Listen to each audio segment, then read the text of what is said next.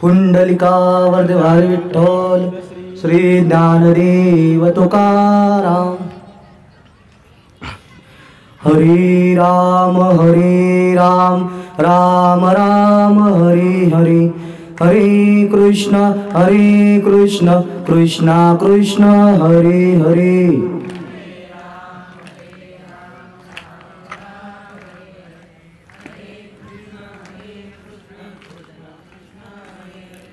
हरे राम राम राम हरे हरे, हरे कृष्ण कृष्ण कृष्ण हरे हरे।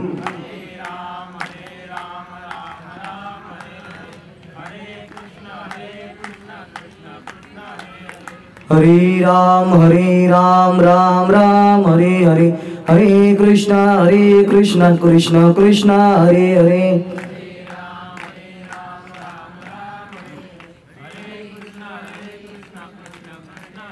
पुंडलिकावर्धवारी विठ्ठल श्री ज्ञानदेव तुकाराम। पंढरीनाथ भगवान की जय, श्री गुरु नतसिंह बाबा की जय, सद्गुरु जगन्नाथ महाराज की जय, सद्गुरु जोग महाराज की जय। मनोनी जाणतेनी गुरु भजिजे, जेने कृतकार्य होईजे, जैसे मूळ सिंचन सहजे शाखा पल्लव संतोषते। नमामि सद्गुरुं शांतं सच्चिदानंद विग्रहं, पूर्ण ब्रह्म परानंद मीश्वमालंदी वल्लभं। कृष्णाय वासुदेवाय हरये परमात्मने, प्रणत क्लेशनाशाय गोविंदाय नमो नमः। नमः श्री शंकरानंद गुरुपादाम्बुजन्मने, सविलास महामोह ग्राह ग्रासैक कर्मणे, तत्पादाम्बुर्द्वन्द्व सेवा निर्मल चेतसां। सुखबोधाय तत्त्वस्य विवेकोऽयमधीयते, गुरुर्ब्रह्मा गुरुर्विष्णु गुरुर्देवो महेश्वरा, गुरुर्साक्षात् परब्रह्म तस्मै श्री गुरवे नमः। पुंडलिकावर्धवारी विठ्ठल श्री ज्ञानदेव तुकाराम। मनोनी जाणतेनी गुरु भजिजे, जेने कृतकार्य होईजे, जैसे मूळ सिंचन सहजे शाखा पल्लव संतोषते। सच्चिदानंद घन कर्तुम अकर्तुम अन्यथा कर्तुम, भगवान श्री पंढरीश परमात्म्याच्या परम कृपेने सकल संत मंडळीच्या आशीर्वादाने आपल्या या श्री क्षेत्र सांगवी या गावामध्ये श्री गुरु नतसिंह बाबा यांचा दौऱ्याचा सप्ताह आणि या सप्त्याचं नियोजन आपले त्या ठिकाणी किशोर भाऊ, हरीश भाऊ आणि या सर्व मंडळींनी केलाय। पहा आता सर्वांची नावं मला परिचित नाही। पहा आता किशोर भाऊ, हरीश भाऊ का परिचित आहे? कारण किशोर भाऊ, हरिभाऊ दिंडीला सोबत असतात। पहा इथून दिंडी निघते आपल्या इथून मुक्ताबाईची, आणि मुक्ताबाईच्या दिंडीला किशोर भाऊ आणि हरिभाऊ पंकज सर आम्ही सोबत असतो, त्यामुळे त्यांचा परिचय आहे। परंतु त्या ठिकाणी सर्वांचे नाव मला परिचित नाहीत, म्हणून त्या ठिकाणी सर्वांचे नाव घेत नाहीत, परंतु सर्वांच्या चरणावर नतमस्तक होतं। पहा मस्तक हे पायावरी या वारकरी संतांच्या आणि सकलांच्या चरणावर त्या ठिकाणी नतमस्तक करून या ठिकाणी सेवेला प्रारंभ करतो। पहा तर या ठिकाणी श्री विश्वव्यापक त्या ठिकाणी ज्ञानेश्वर महाराज आणि श्री ज्ञानोबरायांनी त्या ठिकाणी ज्ञानेश्वरी हा ग्रंथ तुम्हा आम्हासाठी लिहिलाय। पण त्या ग्रंथामध्ये त्या ठिकाणी गुरूंचं वर्णन त्या ठिकाणी करणारा हा त्या ठिकाणी ओवी। आणि त्या ठिकाणी पहिल्या अध्यायातील 25 क्रमांकाची ओवी पहा. आणि ह्या ओवीमध्ये गुरूंचं त्या ठिकाणी कार्य सांगतात. आणि श्री गुरूंच्या कार्याने त्या ठिकाणी मनुष्य कृतार्थ होत असतो. कारण त्या ठिकाणी 4 प्रकारच्या कृपा सांगितल्या आहेत. शास्त्र कृपा, ईश्वर कृपा, आत्मकृपा आणि संत कृपा. परंतु त्या ठिकाणी संत कृपा जर आपल्यावर नसेल तर त्या ठिकाणी भगवंत आपल्याला भेटत नाहीत. जर संतांची कृपा झाली तर इतर कृपा आपोआप आपल्याकडे पळत येतात पहा. आणि म्हणून संतांचं वर्णन करणारा हा त्या ठिकाणी ओवी पहा. त्या ठिकाणी ज्ञानोबा सांगतात, जाणतेनी म्हणून गुरु भजिजे, तेने कृतकार्य होईजे, जैसे मुळी सिंचन सहजे, शाखा पल्लव संतोषते. म्हणून जो जाणता मनुष्य आहे, जाणता म्हणजे काय की जो ज्ञानी मनुष्य आहे. आता ज्ञान म्हणजे काय तर ज्याला भगवंताची प्राप्ती करायची पहा. भगवंताची प्राप्ती होणं सोपं नाही पहा. आणि भगवंताची प्राप्ती होणं जरी सोपं नसलं, भगवंत जरी प्राप्त झाले आपल्याला, परंतु भगवंत प्राप्त झाल्यानंतर आपण भगवंताच्या किती जरी जवळ राहिलो, परंतु संत कृपा नसली तर भगवंत आपल्याला जवळ करतात, परंतु त्या ठिकाणी आपल्याला मोक्ष मिळत नाही. कारण त्या ठिकाणी सर्वांची धडपड कशासाठी असते? मोक्ष प्राप्तीसाठी, सुखासाठी. परंतु आपलं जीवन त्या ठिकाणी संसारिक सुखासाठी आपण त्या ठिकाणी नष्ट करतो. तुकोबराय सांगतात, सर्व सुखाची या आशा जन्म गेला, क्षण एक मुक्ती यज्ञ नाही केला, हिंडता दिशाशी न पावला, माया वेष्टीला जीव माझा. म्हणजे मनुष्याचं जीवन त्या ठिकाणी सुखासाठी मनुष्य धडपड करतो, परंतु सुख कुठं आहे? सुख भगवंताजवळ आहे, मान्य आहे. पण तू भगवंताची प्राप्ती करायची असेल तर संतांना शरण जा. नाथ महाराज सांगतात, हरी प्राप्तीशी उपाय, धरावे संतांचे ते पाय. संतांच्या पायांजवळ त्या ठिकाणी मोक्ष आहे पहा.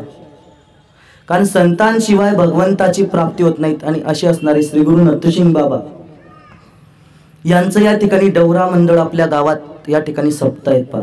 आणि त्या ठिकाणी 3 वर्षातून एकदा हा त्या ठिकाणी योग आपल्याला येत असतो. आणि 3 वर्षातून एकदा योग येतो आणि हे 3रं वर्ष आहे पहा. आणि नथुसिंग बाबाचा दौरा आपल्या गावामध्ये आलेला आहे पहा. आता नथुसिंग बाबा, कारण त्या ठिकाणी वारकरी शिक्षण संस्थेचं वर्णन काय करावं? कारण त्या ठिकाणी जोग महाराज वारकरी शिक्षण संस्था म्हणजे अशी की त्या ठिकाणी विद्यार्थ्याला फी नाही आणि शिक्षकांना पगार नाही, अशी असणारी आमची संस्था. आणि संस्थेचे विद्यार्थ्यावर अनंत उपकार आहे की त्या ठिकाणी केले उपकार सांगू मी काय, बाप न करी ऐशे माहीत, असे संस्थेचे उपकार आहेत. आणि असे असणारे नरसिंह बाबा. आता बाबांना तर मी पाहिलं नाही पहा, परंतु श्री गुरु बोधे बाबांना मी पाहिलं. कारण मी ज्यावेळेस आळंदीत गेलो त्यावेळेस श्री गुरु बोधे बाबांची संगत मला झाली, वैकुंठवासी बोधे बाबा. आता मी त्या ठिकाणी गुरूंचं वर्णन करणारी ओवी का घेतली? कारण त्या ठिकाणी आता या ठिकाणी सर्व विद्वान मंडळी असतात पहा. जसं त्या ठिकाणी संस्थेत परीक्षा होते तशी इथं परीक्षा होते पहा. आता इथं त्या ठिकाणी गरड महाराज बसलेले आहेत पहा. आणि महाराजांसमोर बोलायचं म्हणजे त्या ठिकाणी काय, कारण मी अजून त्यांच्यापेक्षा वयाने सुद्धा लहान आहे आणि ज्ञानाने सुद्धा लहान आहे पहा. परंतु त्या ठिकाणी माझ्यासारख्या भोबड्या बोलणाऱ्या त्या ठिकाणी विद्यार्थ्याला सुद्धा सेवा देणं हे त्या ठिकाणी गुरूंचं काम आहे पहा. आणि म्हणून त्या ठिकाणी माऊली वर्णन करतात की जो मनुष्य जाणता आहे त्याने गुरुला शरण जा. आणि गुरुला शरण गेल्याशिवाय कोणचंही कार्य पूर्ण होत नाही. आता आपलं सांगवी गाव त्या ठिकाणी परम भाग्याचं आहे पहा. आपल्या गावामध्ये त्या ठिकाणी सुंदर प्रकारे श्री विठ्ठलाच्या मूर्त्या बसलेल्या आहेत, गणपती बापांची मूर्ती बसलेली आहेत. आणि त्या ठिकाणी अशा प्रकारे मूर्त्या सुंदर प्रकारे बसलेल्या आहेत. आणि आपण भगवंताचा जप सुद्धा पूर्ण केला पाहिजे. आणि 15 कोटी जप आपला पूर्ण झाला आहे आणि 13 कोटी जप आपला राहिला आहे. आणि जपाचं महत्व काय सांगावं महाराज. जप केल्यामुळे त्या ठिकाणी मनुष्याचं अंतकरण शुद्ध होत असतं. आता अंतकरण शुद्ध म्हणजे काय, तर मनुष्याच्या जीवनामध्ये 3 दोष असतात पा, मल, विक्षेप आणि आवरण. तर हे मल, विक्षेप, आवरण दोष घालवण्यासाठी नामस्मरण महत्वाचं आहे. परंतु नामस्मरण किती जरी केलं, परंतु जर संत भेटले नाही तर आपलं त्या ठिकाणी मोक्ष आपल्याला मिळत नाही, आपला उद्धार होत नाही.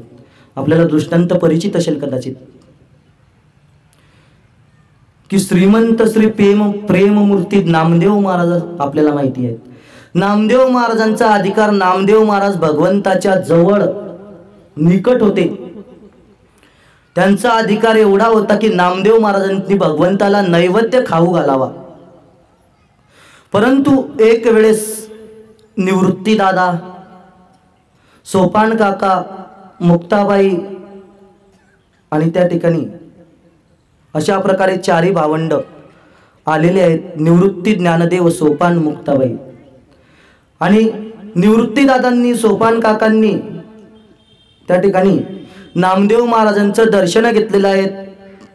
आणि मुक्ताबाईला सांगताय की मुक्ताबाई, नामदेव महाराजांचं दर्शन घ्या. परंतु मुक्ताबाई म्हणतात की मी नामदेव महाराजांचं दर्शन मात्र घेणार नाही. कारण नामदेव महाराजांच्या जवळ जरी भगवंत असले हे मान्य असलं तरी त्या ठिकाणी नामदेव महाराजांनी अजून गुरु केला नाही. आणि मग त्या ठिकाणी नामदेव महाराजांनी त्या ठिकाणी गुरु करावा तेव्हाच मी नामदेव महाराजांचं दर्शन घेईल पा. त्यावेळेस नामदेव महाराज भगवंताला म्हणताय, देवा मुक्ताबाई मला असं म्हणतात पा. त्यावेळेस भगवंत म्हणतात, नामदेवा खरं आहे ते, गुरु केल्याशिवाय जीवनामध्ये आपला त्या ठिकाणी उपयोग नाही पा. आता गुरुचं महात्म्य मी का सांगतोय, कारण माझं गाव आपल्या गावाजवळच हिंगोणा गाव आहे पा. आणि मी त्या ठिकाणी संस्था सुटलो त्यावेळेस माझा संकल्प होता की श्री गुरु जोग महाराजांचं मंदिर हिंगोण्याला बांधायचं पा. आणि त्या ठिकाणी श्री गुरु जोग महाराज, विठ्ठल रुक्मिणी आणि जगन्नाथ महाराज असं मंदिर त्या ठिकाणी बांधतोय. आणि म्हणून त्या ठिकाणी गुरुचं महात्म्य वर्णन करणारा मी त्या ठिकाणी ओवी घेतली पा. त्यावेळेस नामदेव महाराज औंढ्या नागनाथला आलेले आहेत. आणि औंढ्या नागनाथला नामदेव महाराज आलेले आहेत. आणि त्या ठिकाणी विसोबा खेचर त्या ठिकाणी औंढ्या नागनाथाच्या पिंडीला वेढा देऊन बसलेले आहेत. चरण ते पिंडीवर ठेवून बसलेले आहेत. आणि चरण पिंडीवर आहेत. नामदेव महाराज आलेले आहेत. नामदेव महाराजांनी पाहिलेलं आहे की या ठिकाणी तर विचित्र दृश्य पाहायला मिळत आहे. आपण भगवंताचे चरण त्या ठिकाणी पकडतो, परंतु त्या ठिकाणी या मनुष्याने तर भगवंताच्या पिंडीवर पाय ठेवून बसलाय. आणि नामदेव महाराज त्यांना म्हणतात की हो, तुम्हाला काही कळतं का, तुम्ही खुशाल भगवान शंकराच्या पिंडीवर पाय देऊन उभे आहे. त्यावेळेस विसोबा खेचर म्हणतात की अरे बाळा, या ठिकाणी मी जर्जर झालेलो आहे, मी म्हातारा झालेलो आहे आणि मला हालचाल करता येत नाही पा. आणि त्यामुळे हालचाल करता येत नसल्यामुळे तू काय कर, तर माझे पाय घेऊन बाजूला ठेव. त्यावेळेस नामदेव महाराजांनी त्यांचे पाय उचलले आणि बाजूला ठेवले. त्या ठिकाणी सुद्धा भगवान शंकरांची पिंड प्रगट झाली पा.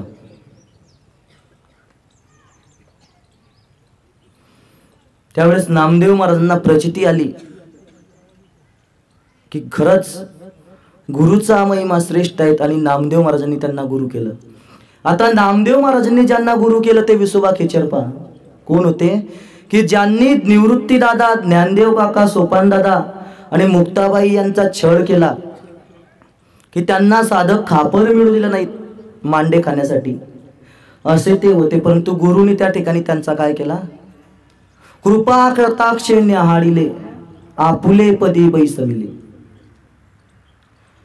म्हणजे असे संत असतात की ते आपले त्या ठिकाणी आपल्याला छळ करतात, त्यांना सुद्धा त्या ठिकाणी श्रेष्ठ स्थान देतात. म्हणून गुरुशिवाय त्या ठिकाणी मनुष्य जीवनामध्ये मनुष्य उद्धरून जाऊ शकत नाही. पुढे वाल्मिक ऋषींचं उदाहरण प्रत्येकाला माहिती, आपल्याला उदाहरण घ्यायचं नाही. तर वाल्मिक ऋषी अगोदर रत्नाकर नावाचे चोर, परंतु नारद महर्षी भेटले तर त्यांची कीर्ती एवढी वाढली पहा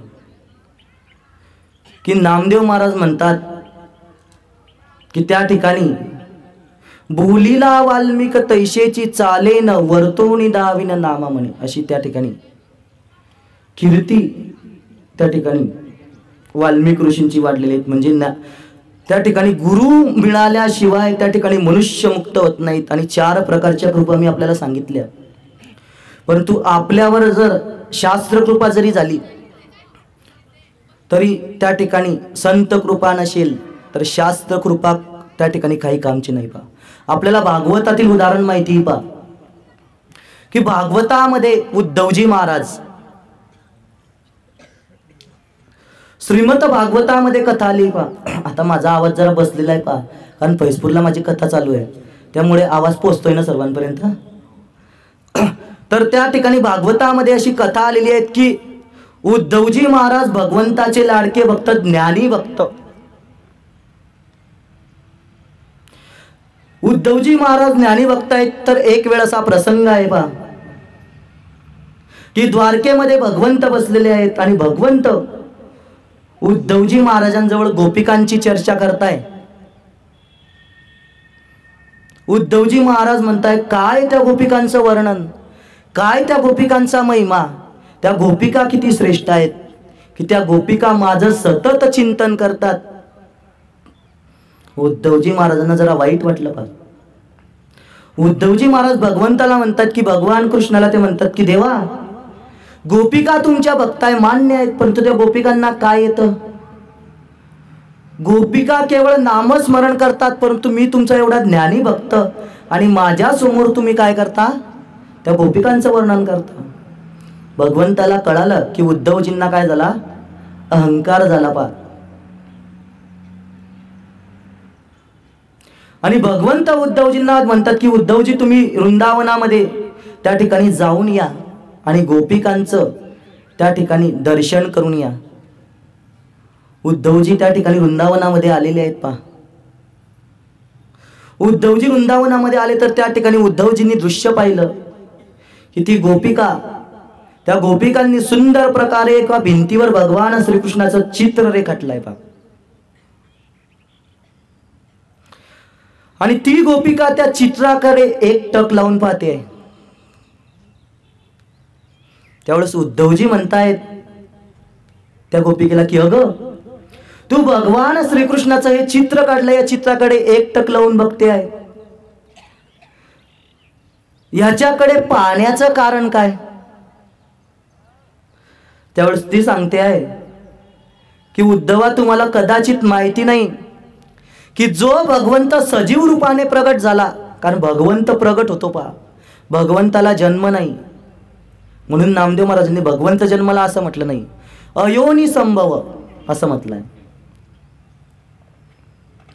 आणि ती गोपिका म्हणते आहे की जो भगवंत त्या ठिकाणी प्रगटलेला आहे तो भगवंत आमच्या सोबत राहिला, बरेच दिवस आमच्या बरोबर रासक्रीडा केलेले आहेत, पण तू रासक्रीडा केल्यानंतर तो भगवंत ज्यावेळेस मथुरेला गेला त्यावेळेस आम्हाला सोडून गेला आणि आम्हाला वचन दिलं की मी तुम्हाला भेटण्यासाठी येईल, परंतु पुन्हा मात्र वृंदावनात आला नाही पहा. कारण भागवतात वर्णन आहे पहा की भगवंत गोपिकांना सांगून गेले, परंतु पुन्हा वृंदावनामध्ये आले का? नाही.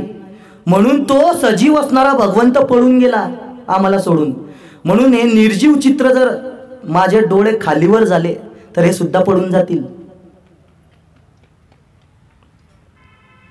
आणि मग त्यावेळेस उद्धवजींनी पाहिलेलं आहे आणि ती गोपिका म्हणते की भगवान ब्रह्मदेव त्या ठिकाणी, ब्रह्मदेवाने आम्हाला या पापण्या सुद्धा द्यायला नको होत्या, कारण या पापण्यांमुळे त्या ठिकाणी काय होतंय? विक्षेप आम्हाला होतोय नामस्मरणामध्ये. पुढे गेलेले आहेत. पुढे गेल्यानंतर यशोदा मातेला पाहिलेलं आहे. यशोदा माता बसलेली आहेत आणि त्या पाळण्याची दोडी हलवत आहेत. आणि यशोदा मातेला पाहिलं, यशोदा माता रडत आहेत आणि यशोदा माता रडत आहे. तर त्या ठिकाणी यशोदा मातेच्या रडण्याचा पूर त्या ठिकाणी वाहू लागलाय. आणि मग उद्धवजींना कळालं की भगवंतच या ठिकाणी एकमेव सत्य आहेत आणि उद्धवजी त्या ठिकाणी पळत आले पहा. पण तू उद्धवजींना ज्ञान झालं की भगवंत सत्य आहे, पण तू कधी झालं? गोपिका रूपी संत त्यांच्या जीवनामध्ये आल्यानंतर. म्हणून मनुष्याच्या जीवनामध्ये संत आल्याशिवाय त्या ठिकाणी मनुष्य उद्धरून जाऊ शकत नाही पहा. म्हणून संत कसे असतात की संत, आता आपल्याकडे संत आहे, परंतु संत पाहिजे असतील तर आळंदीला चला. आळंदीला माऊली ज्ञानोबा तर आहेत, परंतु आता नाथ महाराजांच्या स्वरूपात पाहायचं असेल तर आमचे शांती ब्रह्म एकनाथ त्या ठिकाणी मारुती बाबा शांत स्वरूपाचे पहा. श्री गुरु कदम माऊली की मी ज्यांच्याकडे 4 वर्ष राहिलो आणि मी शिक्षण पूर्ण केलं पहा आळंदीत. कारण त्यांना पाहिलं की मला त्या ठिकाणी अंगावर शारे उठतात पहा. कारण माऊली म्हणजे साक्षात ज्ञानोबरायांचं दर्शन घ्यायचं तर कदम माऊलीच्या रूपाने घ्यायचं पहा. कारण माऊलींचा स्वभाव असा आहे पहा की माऊलींचा गाथा ज्ञानेश्वरी भागत सर्व पाठ, परंतु तरी सुद्धा अहंकार नाही पहा. कारण आपल्या वारकरी संप्रदायामध्ये असं त्या ठिकाणी प्रथा आहे पहा की किती ज्ञानी मनुष्य असला तरी त्या ठिकाणी एकमेकाच्या पायाला त्या ठिकाणी वारकरी संप्रदाय काय करत असतो? नतमस्तक होत असतो. कदम माऊलींना जर पाहिलं तर कदम माऊली स्वतः फाटलेलं शिवलेलं कपडे घालतात पहा, मात्र मुलांना त्या ठिकाणी नवीन धोतर देतात पहा. म्हणजे सांगण्याचं तात्पर्य की संत काय करतात तर त्या ठिकाणी संत अवतीर्ण होतात तर कोणासाठी? तर जगताचा उद्धार करण्यासाठी. संत जगताचा उद्धार करत असतात. दृष्टांत आहे पहा की एक संन्यासी महात्मे, विरक्त महात्मे यमुनेच्या तीराला स्नान करण्यासाठी गेलेले आहेत. यमुनेच्या तीराला स्नान करू लागलेले आहेत आणि स्नान करत असताना त्यांना एक विंचू त्या ठिकाणी बुडताना दिसला. त्या विंचवाला हातात पकडलं, मात्र त्या विंचवाने त्यांना दंश केला पहा. त्यांनी पुन्हा तो विंचू पाण्यात टाकला. पुन्हा त्या विंचवाला पकडलं. तेवढ्यामध्ये एक गृहस्थ आला आणि तो विचारतो की बाबा, हा विंचव तर आपल्याला दंश करतोय आणि आपण या विंचवाला त्या ठिकाणी हातात घेताय. त्यावेळेस ते महाराज सांगतात की बाबा, विंचवाचा स्वभाव आहे दंश करणं आणि माझा स्वभाव आहे त्याला पाण्यातून वाचवणं. तसे संत काय करत असतात?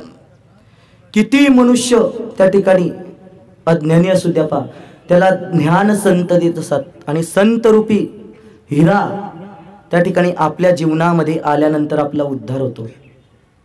कारण आपल्याला ज्ञानाची गरज आहे. कारण त्या ठिकाणी हे जगत कसं आहे तर त्या ठिकाणी ब्रह्म सत्यैव जगत मिथ्यम, म्हणजे त्या ठिकाणी जगत खोटं आहे पहा.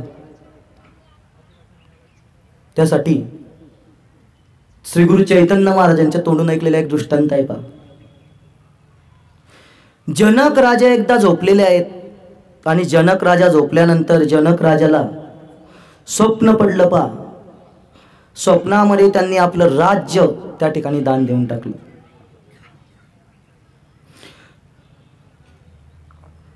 स्वप्नामध्ये राज्य गेलेलं आहे.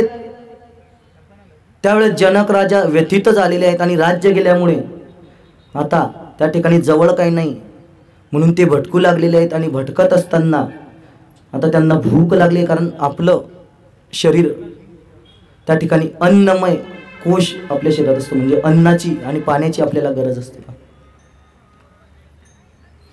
भटकू लागलेले आहेत, भूक लागलेले आहेत की मला कोणीतरी अन्न देणार का? आणि भटकत असताना त्या ठिकाणी पुढे आपलं गाव सोडलेलं आहे, पुढे आलेले आहेत. पुढे त्या ठिकाणी अन्न ते करू लागलेले आहेत. आणि पुढे आल्यानंतर त्यांना एक त्या ठिकाणी एक आश्रम दिसलेले आहेत आणि त्या आश्रमामध्ये त्या आचार्याने, आता स्वयंपाकाला आचारी म्हणतात, त्या आचार्याने भोजन वाटलेलं आहेत आणि आता भोजन संपलं आणि दरवाजाला कुलूप लावलं आणि निघाला. तेवढ्यामध्ये जनक महाराज आलेले आहेत आणि जनक महाराज म्हणतात की आचार्याला म्हणतात की मला थोडंसं अन्न दे. त्यावेळेस आचार्य म्हणतोय की आताच अन्नाचा ढीग संपलाय आणि आताच त्या ठिकाणी मी या कोशागाराला कुलूप लावतोय. त्यावेळेस जनक राजा म्हणतात की अरे मला थोडासा तरी अन्न दे. त्यावेळेस तो आत गेलेला आहे, त्याने भाताची खरोड आपण त्याला म्हणतो ती घेतलेली आहे आणि जनक राजाच्या हातात दिलेली आहेत. आणि जनक राजा भुकेने उपाशी ती खरोड खाऊ लागलेले आहेत. कारण उपाशी मनुष्याला तुम्ही कसंही अन्न द्या, तो काय करतो, त्या अन्नावर ताव मारतो आणि ते अन्न खात असतो. परंतु तेवढ्यामध्ये त्यांना जाग आली आणि त्यांनी पाहिलं की त्या ठिकाणी आपलं राज्य तर आहे. आणि जनक राजाचे गुरु त्या ठिकाणी आलेले आहेत आणि गुरूंना ते विचारतात की महाराज, मला या ठिकाणी स्वप्न पडलाय पा आणि स्वप्नामध्ये माझं राज्य त्या ठिकाणी गेलेलं आहे. मग हे खरं का ते खरं? त्यावेळेस गुरु सांगतात की ते सुद्धा खरं आहे आणि हे सुद्धा खरं आहे, परंतु त्या ठिकाणी जे दिसतंय ते सर्व खोटं आहे. म्हणजे तू ज्या जगताला पाहतोय ते जगत सगळं खोटं आहे. आणि म्हणून आपला उद्धार करायचा असेल तर संतांना शरण जा, कारण संतच त्या ठिकाणी आपला उद्धार करत असतात. नाथ महाराज सांगतात की त्या ठिकाणी संतांना शरण गेल्याशिवाय मनुष्याचा उद्धार नाही पा. आणि संतांना शरण गेल्यानंतर त्या ठिकाणी संतांच्या संगतीमध्ये आपल्याला नामाचं त्या ठिकाणी काय लागतो, संग लागत असतो. कारण संगत महत्वाची आहे, कारण संतांची संगत त्या ठिकाणी महत्वाची आहे. तुकोबाराय सांगतात की जशी संगत असते तसा मनुष्य होत असतो. बाळकिडेमध्ये वर्णन आहे पा. पतन उद्धार संगाचा महिमा, तेजावे अदमा संत शेवी. शेवी संत जोडे महालाभ राशी, तुका म्हणी याशी नाश नाही. म्हणजे जशी संगत असते तसा मनुष्य घडत असतो. तर त्या ठिकाणी दृष्टांत सांगितला जातो पहा की सजीव आणि निर्जीव जरी वस्तू असली तरी प्रत्येकाला त्या ठिकाणी संगत लागली तसा तसा तो होत असतो पहा. आता सजीव आणि निर्जीव, तुम्ही म्हणाल निर्जीव कसं, तर निर्जीव त्या ठिकाणी कुलाल जो आहे म्हणजे त्या ठिकाणी कुंभार मडकं घडवतो पहा. परंतु तो कुलाल मडकं घडवतो, तो कुलाल त्या ठिकाणी त्या मडकं घडवण्याचं फक्त काय आहेत, तर निमित्त कारण आहेत. आणि कुलालाने मडकं घडवल्यानंतर आता ते मडके विकायला तो बसला पहा. आणि मडके विकायला बसला आणि मडकं विकताना, मडकं विकल्यानंतर त्याचा काय संपला तिथं, तो मडकं विकताना सांगतो की आता हे मडकं तुम्ही घेतलेलं आहे, आता माझा याच्यावरचा हक्क संपला. तसं भगवंत आपल्याला जन्म देतात, परंतु जन्म दिल्यानंतर भगवंत म्हणतात की आता माझा हक्क संपला. कारण त्या ठिकाणी तुला हा नरदेह दिलेला आहे, हा नरदेह माझी भक्ती करण्याकरताच दिलेला आहे पहा. नाथ महाराज सांगतात, तुकोबाराय एका नाटात वर्णन करतात, नरदेह निधान लागले हाती, उत्तम सार उत्तम गती, देवची होईन म्हणती तरी ते का चित्ती न धरावे. म्हणजे तुम्हाला हा देह त्या ठिकाणी भेटलेला आहे. आता हा देह कसा भेटलाय, का गटाळीने आहे, सापडला हा देह, आपल्याला दृष्टांत पाहायचा नाही. म्हणून या देहात आल्यानंतर तुम्ही भगवंताचं स्मरण करा, भगवंताला त्या ठिकाणी आठवा. परंतु भगवंताला आपण आठवत नाहीत, कारण आपल्यावर अज्ञान रूपी अंधकाराचं पदळ पडलेलं आहे. आणि या अज्ञान रूपी अंधकाराचं पदळ दूर करण्यासाठी संत आपल्याला मिळावे लागतील. कारण दृष्टांत आहे पहा की त्या ठिकाणी दोन मनुष्य असे रस्त्याने चाललेले आहेत आणि रस्त्याने ते चाललेले आहेत, अंधाराची वेळ आहे, रात्रीची वेळ आहे. आणि चालत असताना रस्त्यात त्या ठिकाणी सर्प पडलेला आहे.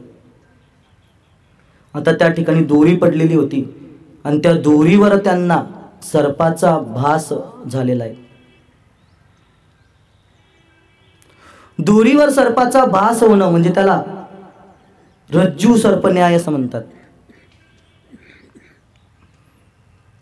आणि त्यांनी त्या सर्पाला पाहिलं आणि ते ओरडायला लागले. तेवढ्यामध्ये तिसरा गृहस्थ आलेला आहे आणि तो त्या ठिकाणी म्हणतोय की अरे बाबा काय झालं. त्यावेळेस ते म्हणतात की या ठिकाणी मोठा सर्प आहे. आणि त्या गृहस्थाने त्या ठिकाणी बॅटरी काढलेली आहेत आणि बॅटरीने पाहिलं तर त्या ठिकाणी सर्प नसून दोरी होती. आता त्या ठिकाणी सर्प नसून दोरी आहे. याचं ज्ञान होण्यासाठी काय करावं लागलं, तर बॅटरीचा प्रकाश द्यावा लागला, तसं त्या ठिकाणी आपल्या हृदयामध्ये भगवंत आहेत किंवा आपणच भगवंत आहेत अशी प्रचिती आपल्याला यावी यासाठी संताला शरण जावं लागतं. आणि ज्या वेळेस आपण संतांना शरण जातो त्यावेळेस आपल्याला भगवंत त्या ठिकाणी भेटत असतो. म्हणून त्या ठिकाणी माऊली सांगतात की जाणता मनुष्य ज्याला आपला उद्धार करायचा असेल त्याने संतांना शरण जा. कारण संतांना शरण गेल्याशिवाय पर्याय नाही. संतच आपला उद्धार करतात आणि संत या भूतलावर प्रगट होतात. तर कशासाठी? तर संत आणि भगवंत त्या ठिकाणी जगताचा उद्धार करण्यासाठी प्रगट होत असतात. आता हे कशाप्रमाणे? तेने कृतकार्य होईजे, म्हणजे त्याने कृतार्थ व्हायचं. कारण संत आपल्याला कृतकृत्य करतात. त्या ठिकाणी सांगतात कृतकृत्य झाली इच्छा केली तर पावलो. संतांच्या संगतीमध्ये गेल्यानंतर आपल्याला ज्याची इच्छा आहे ते प्राप्त होत असतं. आता संत सुद्धा 3 प्रकारचे सांगितले पहा. देवमान्य संत, संतमान्य संत आणि लोकमान्य संत. आता देवमान्य संत म्हणजे त्या ठिकाणी भगवंताच्या जवळ गेलेले आहेत, परंतु भगवंताला प्रिय आहेत, परंतु त्यांनी गुरु केला नाही, त्यांना देवमान्य संत. लोकमान्य संत म्हणजे केवळ माझी काय व्हावी तर प्रतिष्ठा मला मिळावी, मला मान मिळावा यासाठी जगतामध्ये भटकतात, त्यांना लोकमान्य संत. आणि संतमान्य संत म्हणजे जे केवळ संतांनाही प्रिय आहेत आणि देवालाही प्रिय आहेत. कारण जे संतमान्य संत असतात त्यांचा 16 मृत्यू लोकात तर होतोच, परंतु तुकाराम महाराज म्हणतात तुका म्हणे गाजे वैकुंठी 16 याही भूमंडळा माझी तेने. म्हणून आमच्या संस्थेचे जेवढे गुरु जोग महाराजांपासून जेवढे गुरुवर्य झाले तेवढ्या गुरुवर्यांचा 16 त्या ठिकाणी इथं तर होतो, परंतु त्या ठिकाणी वैकुंठात सुद्धा साजरा केला जातो. आणि आता संतांचे सुद्धा अजून प्रकार आहे पहा की त्या ठिकाणी काही संत मनुष्यत्वातून संत होत असतात आणि काही संत त्या ठिकाणी देवाचे अंश म्हणजे भगवंत संत रूपाने प्रगट होतो. परंतु आता काही लोक त्यांच्या गुरुचं वर्णन करण्यासाठी संतांची त्या ठिकाणी तुलना करतात. काही लोक म्हणतात की तुकाराम महाराजांची वारी चुकली, आमचं भाग्य की आमच्या गुरुची वारी चुकली नाही. परंतु तुकाराम महाराजांची जरी वारी चुकली, परंतु तुकाराम महाराजांना घेण्यासाठी देव आले पहा. कारण कीर्तन करत असताना, प्रवचन करत असताना अपसिद्धांत कधीच मांडू नये पहा. तुकाराम महाराज जे होते ते त्या ठिकाणी कोण होते? म्हणे रामेश्वर भट्ट द्विजा तुका विष्णू नाही तुझ्या. आणि असे असणारे तुकोबाराय यांची जरी वारी चुकली तरी त्यांचं आपण म्हणायचं का की त्यांची वारी चुकली? त्यांची वारी जरी चुकली तरी त्यांचा भेटण्यासाठी भगवंत साक्षात आले. आणि वारी चुकणं हे या देहाचे धर्म आहे पहा. म्हणून तर तुकोबाराय त्या ठिकाणी नाटात सांगतात की जोपर्यंत आपलं शरीर आहे तोपर्यंत वारी करा. जव हे सकळ सिद्ध आहे हात चालावया पाय तव तू आपुले सोयीत पाय तीर्थयात्रे जाय चुकू नको. कारण जोपर्यंत शरीर आहे तोपर्यंत यात्रेला जा. एकदा शरीर पडलं की त्या ठिकाणी यात्रा करता येणार नाही. कारण जीवनामध्ये आल्यानंतर आपण म्हणतो हे माझं ते माझं, परंतु तुकोबाराय म्हणतात की अरे आपलं काहीच नाही, जगाचा जनिता भुक्ती मुक्तीचाही दाता जणी माझे माझे भार वागविशी ओझे. कारण आपण म्हणतो हे माझं ते माझं, परंतु हे आपलं आहे का? आपलं जर असतं तर आपण मेल्यानंतर आपल्या मुलाचं झालं नसतं. कारण आपण मेल्यानंतर आपली प्रॉपर्टी आपला उतारा कोणाच्या नावावर उतरतो? मुलाच्या नावावर उतरतो. म्हणून आपलं असतं तर त्या मुलाचं झालं नसतं. आपल्याला शेवटी एकटं यावं लागतं आणि एकटंच जावं लागतं. तुकाराम महाराज सांगतात अंतकाळी मी परदेशी ऐशे जाणून या ऋषिकेशी म्हणून या ऋषिकेशी शरण तू जशी मी आलो. देवा अंतकाळाला मनुष्य एकटाला एकटंच जावं लागतं. आपल्याला भागवतातील पुरंजन आख्यान माहिती आहे पहा. आपल्याला त्या ठिकाणी तो विषय घ्यायचा नाही. तर या ठिकाणी गुरुचं वर्णन करण्यासाठी सांगतात की आपल्याला शरण जायचं असेल तर गुरुला शरण जा. आणि गुरुचे त्या ठिकाणी संत सुद्धा त्या ठिकाणी जे जन्मता ज्ञानी असतात, तर काही संत त्या ठिकाणी जन्मल्यानंतर त्यांचं काही आयुष्य बालपणात जातं आणि नंतर ते संत होतात. आता तुकोबराय झाले, ज्ञानोबाराय झाले, नाथ महाराज झाले, हे जन्मता ज्ञानी होते. उपजताची ज्ञानी हेवर मजा आणून आले लोटांगणी चांग देव. आणि म्हणून तुम्ही संतांना शरण जा, कारण उद्धाराची चिंता प्रत्येकाला असते. आपला उद्धार करून घ्या. संतांच्या संगतीत गेल्यानंतर कळत न कळत जरी संतांच्या संगतीत गेला तरी मनुष्याचा उद्धार होतो. तुकोबराय सांगतात की मनुष्याला चिंता वाटली पाहिजे की माझा उद्धार कसा होईल. काय मी उद्धार पावेन, काय कृपा करील नारायण, ऐशे तुम्ही सांगा संत जन करा समाधान चित्त माझे. मनुष्याला आपल्या उद्धाराची चिंता लागली पाहिजे, परंतु मनुष्याला चिंता अशी असते पहा की माझ्या घरामध्ये वाढ व्हावी, गृही व्हावे धनधान्य, अशी मनुष्याला चिंता असते. पण तू अशी चिंता न करता केवळ भगवंताला शरण जा. परंतु भगवंताला शरण जाण्यासाठी संतांची संगत महत्वाची आहे, कारण संतांच्या संगतीत आपल्या वासनेच्या गाठी तुटतात पहा. संत चरण रज लागता सहज वासनेचे बीज जोडणी जाईल. कारण वासना त्या ठिकाणी इतकी वाईट आहे. आता ही वासना कुठून येते, तर वासना म्हणजे इच्छेपासून येते. कारण महाभारतामध्ये प्रसंग आहे की भीष्माचार्य देवाला म्हणतात की देवा मला एक मुलगी आहे आणि ह्या मुलीला तुम्ही आवरा. आता भीष्माचार्यांना कोणची मुलगी होती, तर इच्छा नावाची मुलगी.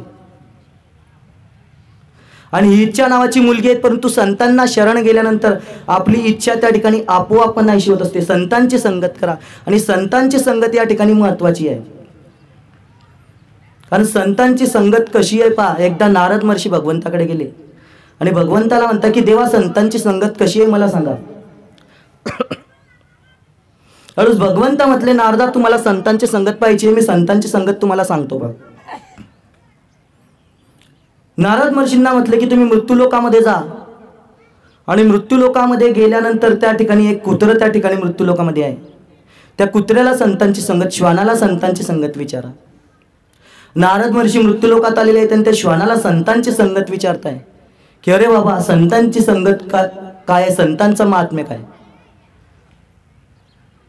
त्यावेळेस त्या कुत्र्याने मान टाकून दिली बा.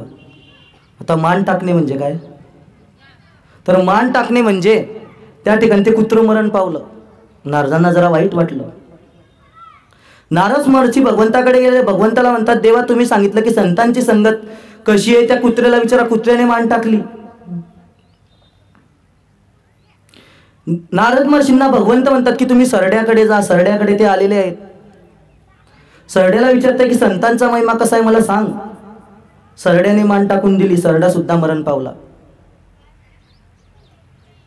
नारद महर्षी वर आले. भगवंताला विचारतात देवा संतांची संगत सरड्याला विचारली, सरडा सुद्धा मरण पावला, आता मी काय करू.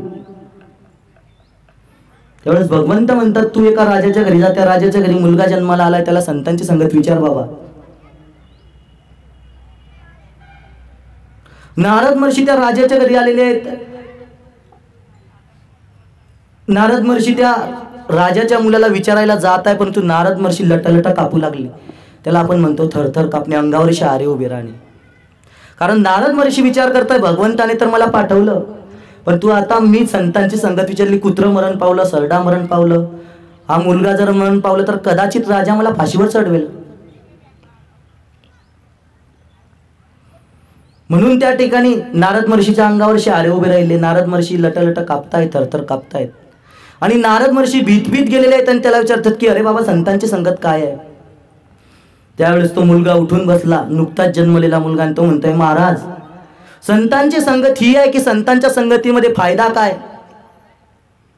तर संतांच्या संगतीमध्ये गेल्यानंतर दगड सुद्धा त्या ठिकाणी बोलतो पहा. आणि त्या ठिकाणी तुमची संगत लागल्यामुळे मी पहिल्या जन्मामध्ये श्वान होतो, मी मुक्त झालो. दुसऱ्या जन्मामध्ये सरडा होतो, मुक्त झालो. आणि तिसरा जन्म मला त्या ठिकाणी राजाच्या घरी मिळाला, दरिद्रीही मिळाला नाही. कारण आपण जन्म घेतो, पण तू आपल्याला जन्म आपल्या इच्छेने मिळत नाही. आपल्याला जन्म त्या ठिकाणी दरिद्र्याच्या घरी मिळू शकतो. श्रीमंताच्या घरी मिळू शकतो, आणि तो म्हणतोय की तुमची संगत लागली म्हणून मला राजाच्या घरी जन्माला आलो. म्हणून संतांची संगत अशी महत्वाची आहे. आणि संतांच्या संगतीमध्ये मूढ मनुष्य सुद्धा बोलू शकतो. आता मूढ मनुष्य बोलेले यात नवल नाही. ज्ञानोबारायांच्या संगतीत आपल्याला माहिती आहे की रेडा बोलला.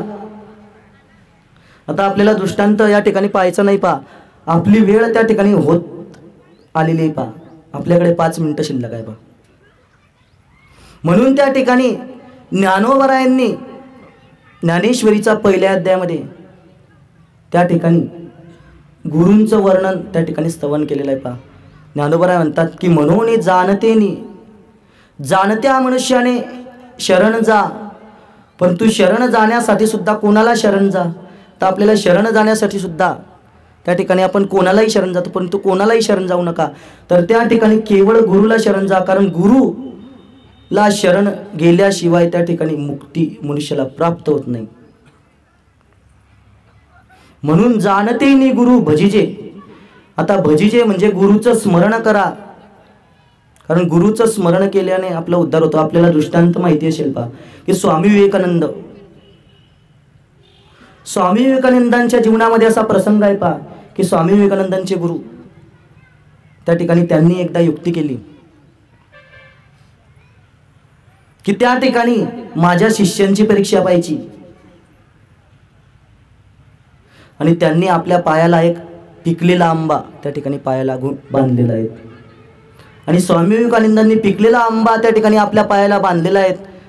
स्वामी विवेकानंदांच्या गुरूंनी आणि त्या ठिकाणी ते परीक्षा घेण्यासाठी आलेले आहेत. आणि त्या ठिकाणी बसलेले आहेत, आणि स्वामी विवेकानंद पण बसलेले आहेत, आणि त्या ठिकाणी सर्व शिष्य मंडळी बसलेले आहेत. आणि स्वामी विवेकानंदांचे गुरु म्हणताय की माझ्या पायाला छोटीशी जखम झालेली आहे पा, आणि ही जखम जो कोणी त्या ठिकाणी आपल्या मुखाने त्या ठिकाणी या जखमीतील पू त्या ठिकाणी चाटेल त्यावेळेस तो मरण पावेल आणि मी जिवंत राहील. परंतु त्या ठिकाणी एकही विद्यार्थी तयार नाहीत, परंतु स्वामी विवेकानंदांनी मात्र त्या ठिकाणी ती जखम त्या ठिकाणी चाटायला सुरुवात केली, म्हणजे तो आंबा चाटायला सुरुवात केलेली आहे. आणि स्वामी विवेकानंदांवर त्यांनी कृपा केली. जनक राजांच्या जीवनातील उदाहरण आपल्याला माहिती आहे की जनक राजा त्या ठिकाणी जनक राजांचे गुरु जनक राजांना शिकवताय पा, आणि शिकवू लागलेले आहेत. आणि शिकवत असताना गुरूंचं लक्ष मात्र मुलांकडे त्या ठिकाणी नाही, सर्व त्या ठिकाणी गुरु जनक राजांकडे पाहू लागले आहेत. त्यावेळेस इतर मुलांना वाटलं की आपले गुरु त्या ठिकाणी कदाचित यांना भरपूर धन राजाने दिलं असेल म्हणून राजाकडे पाहत आहेत. वशिला यांनी लावलेला आहे. त्यावेळेस गुरूंना कळालं, आणि गुरूंनी त्या मिथिला नगरीला अग्नी लावलेला आहे, आणि मिथिला नगरी जळू लागली. बघ मिथिला नगरी जळते आहेत. जळत जळत तो अग्नी त्या ठिकाणी ज्या ठिकाणी जनक राजा शिक्षणासाठी बसलेले त्या ठिकाणी येऊ लागला, आणि त्यांच्या पायापर्यंत अग्नी आला. सर्व शिष्य पडून गेले, मात्र जनक ऋषी उठले नाहीत. त्यावेळेस शिपाई म्हणतोय महाराज तुमच्या पायापर्यंत अग्नी आलाय. त्यावेळेस जनक ऋषी म्हणतात की त्या ठिकाणी माझ्या पायापर्यंत जरी अग्नी आला, पण तू अजून माझा देह तर जळाला नाही ना. त्या ठिकाणी तुकोबारायांनी वर्णन केलं आहे की जेने अग्नी माझी घातला पाव नेनता तो राव जनक होता. पांडुरंगा करू प्रथम नमन या भंगामध्ये तुकोबाराय सांगतात की ज्याने अग्नीमध्ये पाय घातला तरी सुद्धा आपली शिष्या आपलं ज्ञान घेण्याचं धैर्य त्या ठिकाणी सोडलं नाही. तो कोण होता तर जनक होता. म्हणून माऊली सांगतात की त्या ठिकाणी तुम्ही काय करा तर तुम्ही केवळ संतांना शरण जा, आणि संतांना शरण गेल्याशिवाय मनुष्याचा उद्धार होत नाही. आणि म्हणून तुम्हाला तुमचा उद्धार करायचा असेल पा तर उद्धार करण्यासाठी केवळ संतच त्या ठिकाणी एक साधन आहेत, आणि संतांना शरण गेल्याशिवाय पर्याय नाहीत. कारण भगवंत सुद्धा संतांचे चरण त्या ठिकाणी आपल्या डोक्यावर धारण करतात. आपल्याला उदाहरण माहिती आहे. सत्यभामा दान करी उजरू नाही अंगीकारी सेवकाच्या श्री धरुणी चाले पादुका. सत्यभामेने भगवंताला दान केलं त्यावेळेस नारद महर्षी आलेत आणि देवाला म्हणताय की देवा आता तुम्ही मला दान दिलेले आहेत, त्यावेळेस तुम्ही काय करा, तर त्या ठिकाणी माझ्याबरोबर चला. आणि देवाने त्या ठिकाणी नारद महर्षीच्या पादुका त्या ठिकाणी डोक्यावर घेतल्या आणि देव जाऊ लागला. म्हणजे त्या ठिकाणी देव सुद्धा त्या ठिकाणी इच्छा करतो की संतांचे चरण मला मिळावे. आणि आपल्याला भागवतातलं उदाहरण माहिती आहे की भगवंताने आज सुद्धा संतांचे चरण आपल्या हृदयावर श्रीवत्सलांचरण घेतलंय. पा भृगु ऋषींची कथा आपल्याला माहिती आहे. म्हणून त्या ठिकाणी भगवंत सुद्धा त्या ठिकाणी संतांच्या चरणाची अपेक्षा करत असतो, कारण संतांचे चरण आणि भगवंताचे चरण त्या ठिकाणी श्रेष्ठ असतात. आता भगवंताचे आणि संतांचे चरण असतात आणि आपले पाय असतात, तो प्रश्न वेगळा आहे. आणि म्हणून त्या ठिकाणी माऊली सांगतात, मनोनी जाणतेनी जाणत्या मनुष्याने केवळ गुरुचं भजन करायचं आणि केवळ गुरुला शरण जायचं, अशा प्रकारे त्या ठिकाणी ओवीचा अर्थ त्या ठिकाणी सांगतात. असो, माझ्या अल्पशा मतीप्रमाणे त्या ठिकाणी मी या ओवीचा भावार्थ सोडवण्याचा प्रयत्न केलाय. पा आता ओवीचा भावार्थ असाच असेल मी सांगू शकत नाही, कारण प्रत्येक वक्ता त्या ठिकाणी वेगवेगळं चिंतन मांडत असतात आणि त्या ठिकाणी प्रत्येक वक्त्याच्या मुखातून अमृतवाणीतून वेगवेगळं त्या ठिकाणी चिंतन निघत असतं. आणि जशी ज्याची त्या ठिकाणी कुवत असली तसं त्या ठिकाणी त्याच्या बुद्धीप्रमाणे त्या ठिकाणी त्याच्या बुद्धीतून त्या ठिकाणी बोलणं, बुद्धी ज्याप्रमाणे त्याला प्रेरित करते त्याप्रमाणे तो बोलण्याचा प्रयत्न करत असतो. पा असो, आपली वेळ या ठिकाणी संपली. पा आता जाता जाता एकच सांगून जाईल की त्या ठिकाणी हिंगोना गावामध्ये मी त्या ठिकाणी श्री गुरु जगन्नाथ महाराज, श्री गुरु विठ्ठल रुक्मिणी आणि श्री त्या ठिकाणी जोग महाराज असं मंदिर त्या ठिकाणी बांधतोय. पा आणि त्या ठिकाणी मंदिर का करतोय, कारण प्रत्येक गावामध्ये त्या ठिकाणी देवाचं मंदिर असतं. पा पण तू देवाचे मंदिर जरी असलं, परंतु गावामध्ये देवाचं मंदिर आहे पण तू संतांचं मंदिर नसलं तर ते गाव त्या ठिकाणी गाव नाही. म्हणून त्या ठिकाणी श्री गुरु जगन्नाथ बाबा म्हणजे त्या ठिकाणी वैराग्याचं प्रतीक. आपल्याला माहिती आहे की बाबांनी जवळजवळ 95 वाऱ्या पूर्ण केल्या. पा आणि बाबांचा अधिकार आपल्याला माहिती आहे की बाबा म्हणजे साक्षात त्या ठिकाणी भगवंत स्वरूप झालेले. कारण दृष्टांत त्या ठिकाणी दृष्टांत म्हणजे मी कार्तिकी वारीला गेलेलो आहे. पा आळंदीला त्या ठिकाणी एक गृहस्थ आलेला होता. पा अंधारी म्हणून गाव आहे. पा आणि तो गृहस्थ त्या ठिकाणी त्या गावावरून रोज दिंडी जाऊ लागली पा बाबाची. आणि त्या गृहस्थाच्या घरी त्या ठिकाणी दरिद्र मनुष्य, घरी खायला काही नाही, जमीन भरपूर, परंतु विहिरीला पाणी नव्हतं. पा बाबा सहज त्या गावावरून गेले आणि त्याला विचारता की अरे बाबा, आम्हाला या ठिकाणी भोजन देशील का? परंतु त्याने बाबांना सांगितलं की माझी भोजन देण्याची ऐपत नाही. त्याने कोरीची बाबाला त्यावेळेस दिली होती. बा त्याने स्वतः त्या ठिकाणी आता या वारीला मला सांगितलं. बा आणि कोरीची दिली आणि बाबांनी सांगितलं अरे आम्हाला पाणी पिण्याची इच्छा आहे. तो म्हणतोय आमच्या विहिरीत तर पाणी नाही. बाबा म्हटले तू जा, तुझ्या विहिरीला पाणी लागेल. आज सुद्धा अंधारी गावामध्ये त्या विहिरीला पाणी आहे. बा असं त्या ठिकाणी जगन्नाथ बाबांचा महिमा आहे. बा आणि असे असणारे जगत बाबा म्हणजे वैराग्याचं प्रतीक आणि विठ्ठल रुक्मिणी म्हणजे भगवंत आणि जोग महाराज म्हणजे ज्ञानाचं सुद्धा आणि वैराग्याचं सुद्धा प्रतीक. कारण जोग महाराज म्हणजे त्या ठिकाणी ज्ञान सुद्धा आणि वैराग्य, कडकडीत वैराग्य सुद्धा असे असणारे त्या ठिकाणी त्रिवेणी संगम त्या ठिकाणी होत आहे. पा असो, झालेली शिवा श्री गुरु नथुसिंग बाबा, श्री गुरु जोग महाराज आणि सकल संतांच्या चरणी त्या ठिकाणी समर्पित करतो आणि त्या ठिकाणी सेवेला पूर्णविराम देतो. पुंडलिकावर देवारी विठ्ठल श्री ज्ञानदेव तुकाराम, पंढरीनाथ भगवान की जय, माऊली ज्ञानेश्वर महाराज की जय, जगद्गुरु तुकाराम महाराज की जय, आदिशक्ती मुक्ताबाई की जय, श्री गुरु नथुसिंग बाबा की जय, श्री गुरु जगन्नाथ महाराज की जय, श्री गुरु जोग महाराज की जय. आता विश्वात्मके देवी येणे वाग्यज्ञ तोषावे, तोषोणी मज द्यावे पसाय दानही, जी कळांची व्यंकटी सांडो तया सत्कर मीरती वाडो, भूता परस्पडे जडो मैत्र जीवांची, दुरितांची तिमिर दाऊ विश्वस धर्म सूर्य पाहू, जो जीवांची तो ते लाहो प्राणी जातो, वर्षत सकळ मंगळी ईश्वर निष्ठांची मांडी आडी, अनवरत भूमंडळी भेटतो तया हुता, चला कल्पतरूंची आरव धना चिंतामणीचे गाव, बोलते जरणव पियुषांची, चंद्रमेजे अलांछन मार्तंडजी तापहीन, ते सर्वाई सदा सजन सोयरी होतू, किंबहुना सर्वसुखी पूर्ण होऊनी ते लोकी भजितो आदि पुरुष अखंडित आणि ग्रंथोपजीवे विशेष लोकीये दुष्टादुष्ट विजय व्हावेची ए तमणेशी विश्वेश्वरावो हा होईल दान पसावो येणे वरे ज्ञान देवो सुखिया झाला येणे वरे ज्ञान देवो सुखिया झाला येणे वरे ज्ञानदेव सुखिया झाला पुंडलिकावर वारी विठ्ठल श्री ज्ञानदेव तुकाराम पंढरीनाथ भगवान की जय माऊली ज्ञानेश्वर महाराज की जय जगद्गुरु तुकाराम महाराज की जय श्री गुरु नतसिंग बाबा की जय श्री गुरु मोठे बाबा की जय सब संतन की जय।